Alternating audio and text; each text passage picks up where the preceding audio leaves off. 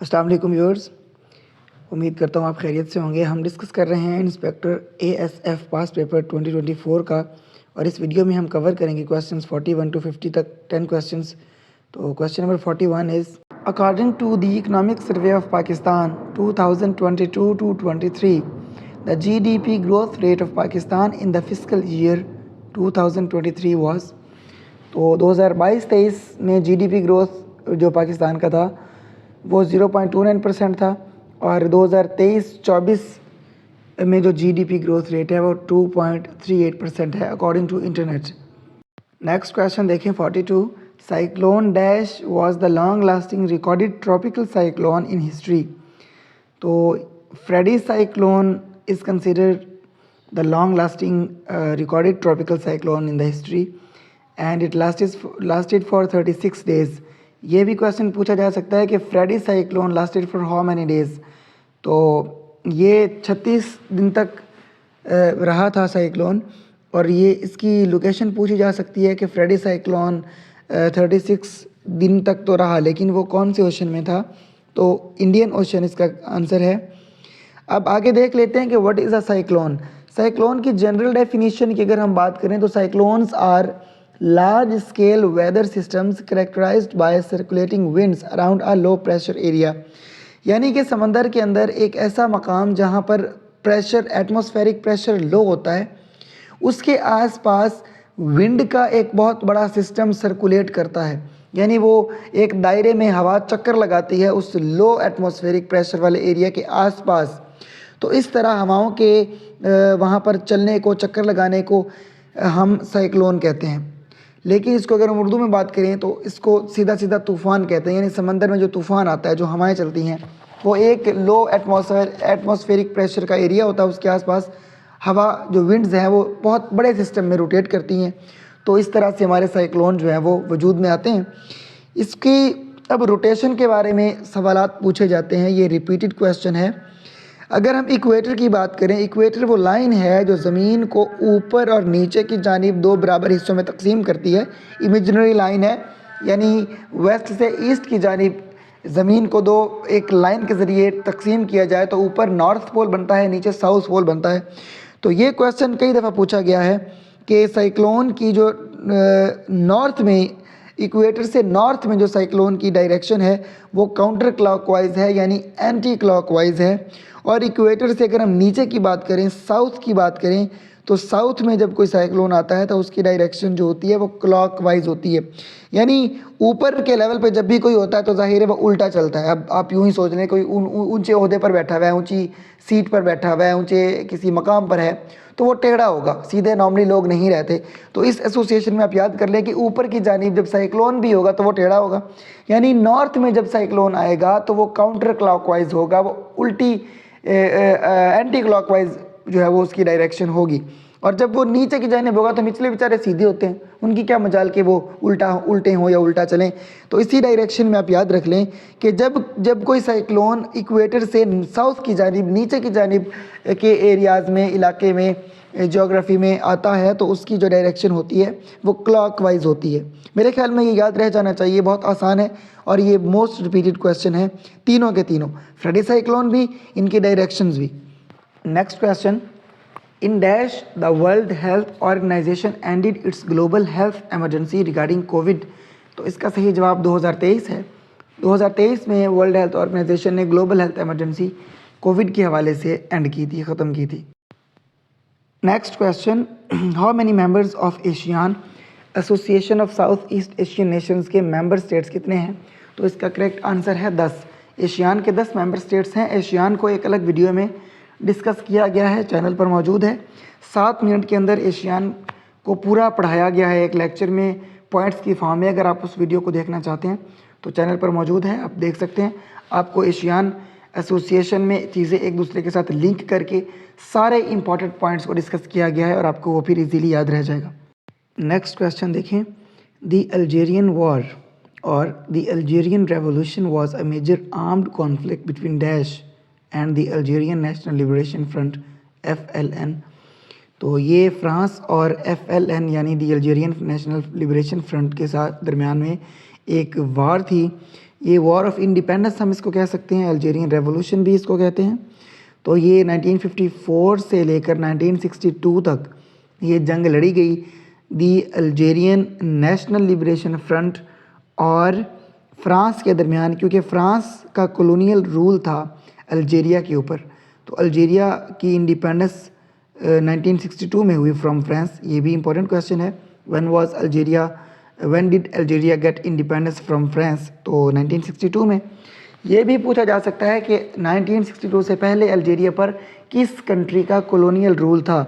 तो वो फ्रांस था, हम पढ़ चुके हैं। फ्रांस के ख़िलाफ़ अल्जेरिया ने वॉर ऑफ इंडिपेंडेंस लड़ी थी। ये रेवोल्यूशन जो आपका अल्जेरियन रेवोल्यूशन है वो कब आया? तो वो 1962 में आया, यानी 1954 से लेकर 1962 तक 8 सालों तक अल्जेरिया के लोगों ने आज़ादी की जद्दोजहद जारी रखी और लास्टली 1962 में जब पाकिस्तान का दूसरा कॉन्स्टिट्यूशन आ चुका था तब अल्जेरिया को आज़ादी मिली। नेक्स्ट क्वेश्चन देखिए, 1960 is referred to as the year of Africa due to the independence of dash African nations in that year. 1960 में अफ्रीका कॉन्टिनेंट में 17 नेशंस गॉट इंडिपेंडेंस। तो इसलिए इस साल को 1960 को ईयर ऑफ अफ्रीका कहा जाता है। ये मोस्ट रिपीटेड क्वेश्चन है। It has been asked many times in competitive examinations. PPSC में कई दफ़ा रिपीट हो चुका है, एफपीएससी में भी आप देख रहे हैं कि ये एएसएफ के पेपर में पूछा गया। 1960 में 17 nations got independence in 1960। All of the 17 nations belonged to Africa. इसीलिए इस 1960 के साल को ईयर ऑफ अफ्रीका कहा जाता है। ये भूलने वाली बात नहीं, बहुत इंपॉर्टेंट है, बहुत यूनिक इन्फॉर्मेशन है, इंटरेस्टिंग है, तो याद रह जानी चाहिए। Next question, the European free trade association consists of how many countries? तो यूरोपियन फ्री ट्रेड एसोसिएशन यानी EFTA, एफ्टा भी कह सकते हैं इसको, कंसिस्ट्स ऑफ 4 मेंबर कंट्रीज़। इसके 4 मेंबर्स हैं। कौन कौन से हैं? पहला है आइसलैंड, दूसरा लिechtenstein है, तीसरा नॉर्वे है और चौथा स्विट्ज़रलैंड है। तो इसका हेडक्वार्टर पूछा जा सकता है पेपर में कि यूरोपियन फ्री ट्रेड एसोसिएशन का हेडक्वार्टर कहाँ पर है? तो वो जिनीवा में है, स्विट्ज़रलैंड में। Next question, the dash introduced into the financial markets on January 1, 1999। Repeated question है, पीपीएससी में भी एफपीएससी में भी पूछा गया। यूरो जो करेंसी है उसको इंट्रोड्यूस कराया गया था जनवरी 1, 1999 को, और ये करेंसी 3 साल के लिए इनविजिबल करेंसी रही थी। For the first 3 years it was an invisible currency only used for accounting purposes and electronic payments. यानी इसकी फ़िज़िकल फॉर्म में यानी बैंक नोट्स या कॉइन्स वगैरह नहीं इंट्रोड्यूस कराए गए थे। ये इलेक्ट्रॉनिक पेमेंट्स के लिए और अकाउंटिंग पर्पसेस के लिए यूज़ होती रही पहले 3 साल, 1999 से लेकर 1999 में भी, 2000 में भी, 2001 में भी। लेकिन बाद में 1 जनवरी 2002 को इसको मतलब बैंक नोट्स की फॉर्म में और कॉइन्स की फॉर्म में इंट्रोड्यूस करवाया गया था। और इसको आगाज़ में सबसे पहले 11 कंट्रीज़ ने अडॉप्ट किया था अपनी करेंसी के तौर पर। It was adopted by 11 European nations, European Union countries as their common currency. ये भी क्वेश्चन पूछा जा सकता है कि यूरो को फर्स्टली कितने कंट्रीज़ ने, कितने यूरोपियन कंट्रीज़ ने कॉमन करेंसी के तौर पे अडॉप्ट किया था? तो इसका आंसर है 11 कंट्रीज़। 1999 में 1 जनवरी 1999 को यूरो को 10 साल की यानी उस पर मेहनत हुई, एक पूरे डेकेड में इसको तैयार किया गया और 1 जनवरी 1999 को इसे मार्केट में लॉन्च किया गया फाइनेंशियल मार्केट में। लेकिन ये इनविजिबल करेंसी रही 3 सालों के लिए। उसके बाद 1 जनवरी 2002 को इसको बैंक नोट्स की फॉर्म में और कॉइन्स की फॉर्म में इंट्रोड्यूस करवाया जाता है मार्केट में, और फर्स्टली ये 11 यूरोपियन कंट्रीज़ इसको अडॉप्ट करते हैं एज देयर कॉमन करेंसी। जी next question, the march of suffering was a devastating famine इन।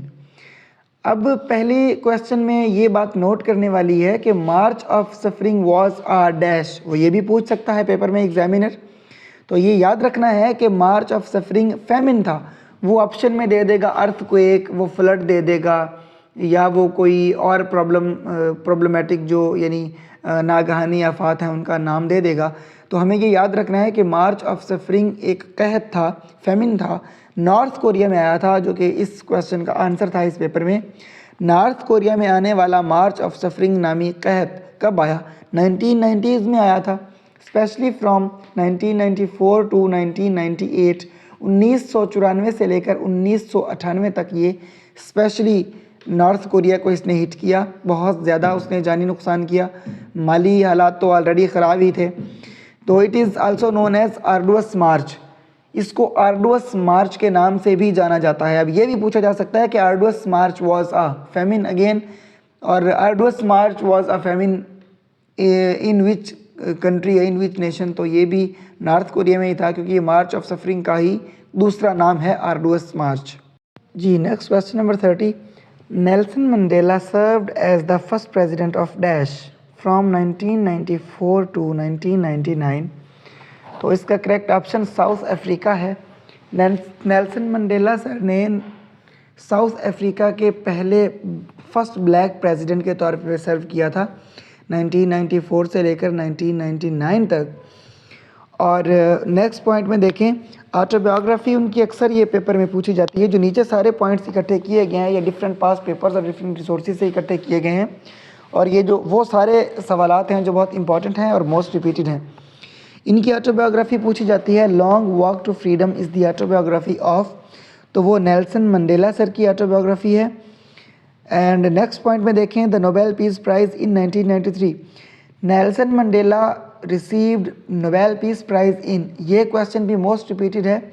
1993 में इनको नोबेल पीस प्राइज़ दिया गया था। ये भी क्वेश्चन पूछा जाता है कि 1993 में नेल्सन मंडेला के साथ और किसको नोबेल प्राइज़ दिया गया था? तो वो फ्रेडरिक डी क्लर्क थे, और ये भी साउथ अफ्रीका के ही एक आप कह लें कि पर्सन है, उनके साथ इन्होंने भी काम किया। तो इन दोनों को 1993 में नोबेल पीस प्राइज़ से नवाजा गया। इनकी इम्प्रिजनमेंट के बारे में मोस्ट रिपीटेड क्वेश्चन है कि for how many years did या वॉज नेल्सन मंडेला इम्प्रिजन्ड? तो इसका आंसर है 27 ईयर्स। 27 साल तक नेल्सन मंडेला सर जेल में रहे। 1962 से लेकर 1990 तक वो रहे थे जेल में 27 सालों के लिए। ये भी क्वेश्चन मोस्ट रिपीटेड है। नेक्स्ट पॉइंट देखिए, निशान पाकिस्तान इन 1992। ये क्वेश्चन भी मोस्ट रिपीटेड है कमीशन के एग्जामिनेशंस में कि नेल्सन मंडेला सर को निशान पाकिस्तान से कब नवाजा गया? तो 1992 में उनको निशान पाकिस्तान मिला। 1992 में कि when was Nelson Mandela released from jail? He was released from the jail in 1990 and he got निशान पाकिस्तान in 1992। एक और इम्पॉर्टेंट क्वेश्चन जो उनके बारे में पूछा जाता है, नेल्सन मंडेला डे कब सेलिब्रेट किया जाता है? When is the Nelson Mandela day celebrated? तो दैट इज़ जुलाई 18। 18 जुलाई को हर साल नेल्सन मंडेला डे सेलिब्रेट किया जाता है। 18 जुलाई को क्यों? क्योंकि वो उनका बर्थडे है, जुलाई 18 1918। अब ये उनके डेट ऑफ बर्थ याद रखना बहुत आसान है कि क्योंकि वो जुलाई 18 1918 है। 18 जुलाई 1918 को वो पैदा होते हैं। और नेक्स्ट उनके बारे में इम्पॉर्टेंट ये है कि उनकी डेथ कब हुई? तो वो 5 दिसंबर 2013 को उन्होंने वफ़ात पाई। ये भी मोस्ट रिपीटेड क्वेश्चन है कि नेल्सन मंडेला सर ने वफ़ात कब पाई, व्हेन डिड ही डाई? तो वो 2013 में 99 साल की उम्र में उनकी डेथ होती है। जी, ये थे नेक्स्ट 10 क्वेश्चंस। आपसे मुलाकात होती है अब नेक्स्ट वीडियो में अगले 10 क्वेश्चंस के साथ। तब तक के लिए अपना और अपनों का बहुत ख्याल रखिए। अल्लाह हाफ़िज़।